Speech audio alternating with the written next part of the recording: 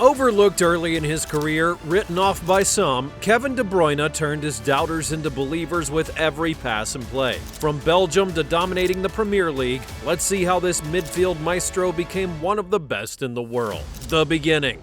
Kevin De Bruyne was born on June 28th of 1991 in Belgium. He was a shy little boy who didn't have a lot to say, except when playing football with his friends. It was then that he became a beast, yelling at the top of his lungs while giving out command. He was something special in the field, and it all started with kicking plastic bottles, stones, and pretty much anything in sight. Sometimes he would kick the football so hard that he even broke flower pots. His parents would set boundaries and ban him from playing near breakables. They couldn't understand at the time the person whose presence they were in. Sure, he was still a child, but he would grow to be the heartbeat of football itself. From the age of 4, he would spend a lot of time developing his style and skills. He wasn't from a wealthy family, and his parents didn't really pay attention to his skills until he was a teenager. With no formal training or equipment, he nurtured his skills by playing in the streets until he soon got noticed. His mother was of British descent, and that's why his English was better than other Belgian children, and that seemingly irrelevant information would later become crucial in a career-making decision.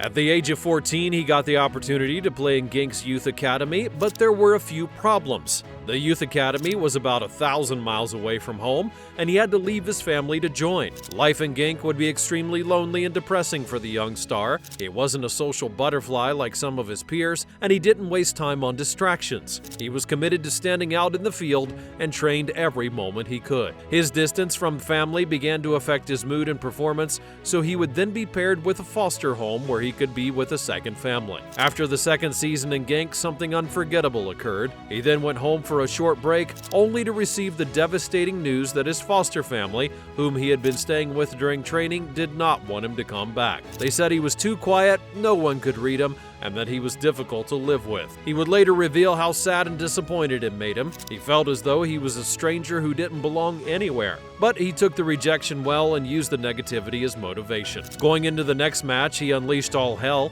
scoring 5 goals and 3 assists while making it clear that he was there to dominate. He was more hungry and wasn't going to stop until the world knew who he was. But sadly, the next phase of his life would almost kill his dreams. Every football fan dreams of making the right call and winning big.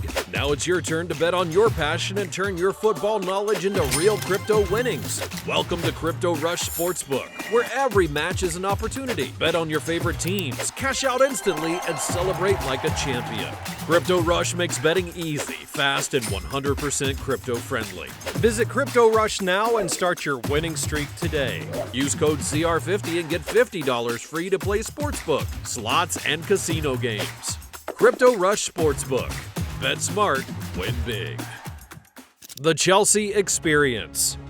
A lot of clubs would show interest in Kevin, and one of them was Chelsea. He decided there was no bigger honor than to play for Chelsea, one of the biggest clubs in the world. Not only was it a fantastic start to his career, but he would also get to prove himself on a much bigger stage. In January of 2012, he signed for Chelsea. It was supposed to be a dream come true, but instead, things would quickly go downhill. He signed a 5.5-year contract with the club, but never even got the opportunity to play. He was warming the seats, and how was he ever going to show his true potential? The club, instead of giving Kevin some play time, gave him out on loan to Genk for the rest of the 2011 and 12 season. He performed well, hoping that he had finally proven himself to Chelsea, but would soon learn a bitter lesson. At the start of the 2012 season, Chelsea loaned him out to another club for a second time. Most young talents in his position would have been frustrated and perhaps never be the same again, but Kevin saw it as a challenge to become better and show the world that he deserved to be amongst the greats. In that season, he would score 10 goals and 9 assists, and in only one season had become the best player on the team. He was so good that Borussia Dortmund kept trying to sign him. However, Chelsea refused their offer, saying that they wanted their golden goose back in London where he belonged. Kevin finally returned to Stamford Bridge in the summer of 2013, thinking he was going to get a shot at the Premier League, but things did not exactly go as planned. Kevin had been dating Caroline since 2012. The relationship began during his early days at Genk. The couple seemed to be happy, and Caroline even stood by him when he transitioned to Chelsea in 2012. But behind the cameras, there was trouble in paradise. The relationship was falling apart, and Kevin's constantly busy schedule did not make things better. While he was out fighting for game time at Chelsea, the distance took its toll on the relationship, and in 2013, the ultimate betrayal would happen. Caroline had cheated on Kevin, not just with anyone, but with his Belgian teammate and close friend. The betrayal almost destroyed him. As rumors began circulating in the media, Kevin chose to stay silent but never spoke about it publicly. Caroline would later break the silence in a shocking interview,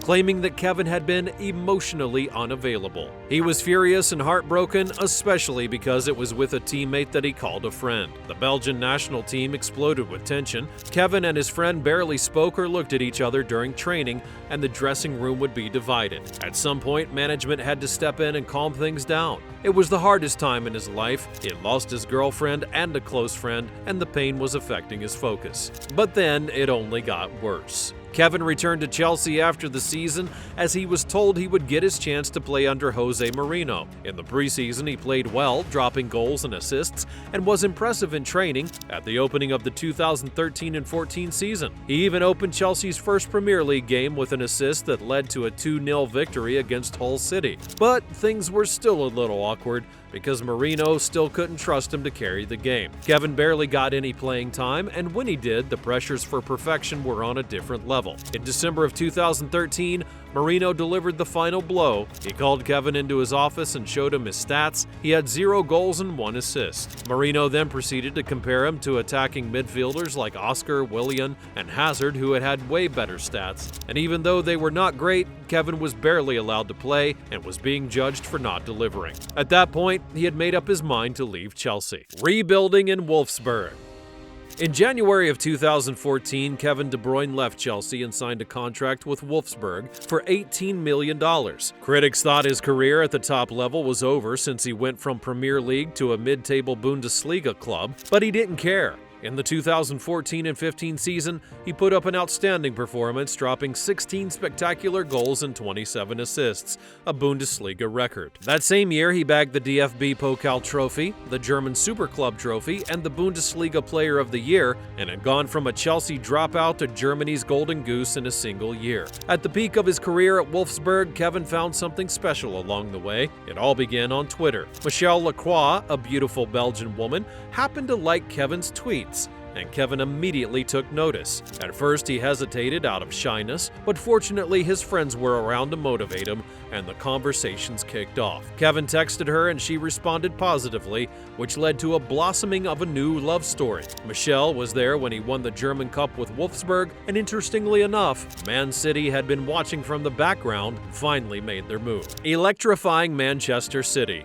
In the summer of 2015, Kevin De Bruyne shamed the critics by signing a record-breaking transfer to Manchester City for $55 million, the second most expensive signing in the Premier League at that time. Many thought that it was a huge waste of money for a Chelsea flop, but that was when Kevin began to show his worth. And when Pep Guardiola was signed as Manchester City's coach in 2016, that's when Kevin transformed, not into a midfielder, but into the most badass midfielder on the planet. In the 2017 and 18 season, he would score 12 goals with 21 assists to bring home the Premier League trophy, the League Cup, and became the first runner-up PFA Player of the Year. Kevin was only getting started though, and in Lover's Land he planned a fairy tale proposal right under the Eiffel Tower, where he then proposed to Michelle. Just months later, they welcomed their first child, Mason, and Kevin was now a father. He had an additional reason to work harder, and the couple had a stunning wedding in June of 2017. It all seemed like happily ever after awaited the couple, that is, until a serious injury came along. In August of 2018, Kevin was at the peak of his career when he suffered a serious knee ligament injury in training. He had missed 2 months of action while healing,